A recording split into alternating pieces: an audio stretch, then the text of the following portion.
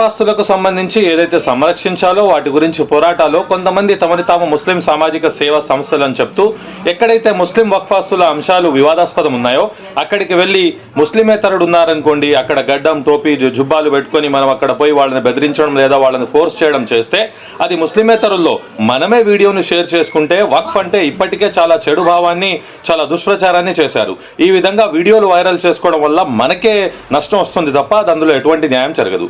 మీరు గమనించండి, వక్ఫ్ ఆస్తుల గురించి పోరాడొద్దని నేను చెప్పట్లేదు, మనం ఎవరిని అక్రమార్కులను ఆపొద్దని చెప్పట్లేదు. కానీ వక్ఫ్ ఆస్తులు పరిరక్షించే ఏదైతే అధికారం ఉందో చట్టానికి, కోర్టులకు, పోలీసు వారికి మరియు వక్ఫ్ బోర్డుకు మాత్రమే ఉంది.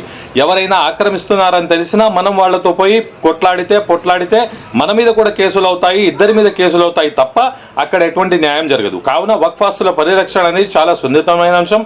ముఖ్యంగా ముస్లిమేతరులు ఉన్న చోట ఇటువంటి వీడియోలు, ఫోటోలు వైరల్ చేయరాదని 15 సంవత్సరాలుగా ప్రజా జీవితంలో ఉన్నాను. మైనారిటీలకు సంబంధించిన ముఖ్యమైన 5 డిపార్ట్మెంట్లలో కూడా నేను పోరాటం చేయడం, రిప్రజెంటేషన్స్ ఇవ్వడం, అన్ని అధికారులను మరియు చైర్మన్లను కలవడం చేయడం జరిగింది. మీరు గమనిస్తే మన సమాజంలో కూడా కొంతమంది వక్ఫ్ ఆస్తులు ఎక్కడైతే వివాదాస్పదంగా ఉన్నాయో అక్కడ పోయి బెదిరించడం, దస్తీ వేయడం, సెటిల్మెంట్ చేసుకోవడం, ఆ హరాం సొమ్ములు తినడం అనే బ్యాచీలు కూడా తయారైపోయాయి.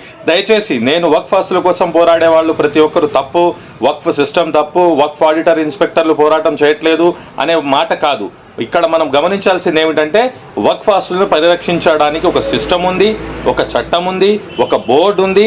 వారి ఆదేశాలనుసారం వారితో మనం తీసుకొని పరిచయాలు తప్ప ఎక్కడైతే వక్ఫ్ అధికారులు ఉన్నారో వాళ్ళు డీల్ చేస్తారు. మనం లైవ్లో వెళ్ళి ఒక సేవా సంస్థ లేదా ఒక ముస్లిం మత పెద్ద లేదా ఇంకేదైనా చెప్పి మన ముస్లిమేతరులు ముఖ్యంగా ఉన్న చోట మనం పోయి అతిగా వ్యవహరిస్తే అది మనకే నష్టం చేకూరుస్తుంది. దయచేసి గమనించగలరని. మరిన్ని అప్డేట్స్ వీడియోస్ కోసం అడ్వకేట్ సాదిక్ షేక్ యూట్యూబ్ ఛానల్ని లైక్ చేసి సబ్స్క్రైబ్ చేయగలరు. Thank you.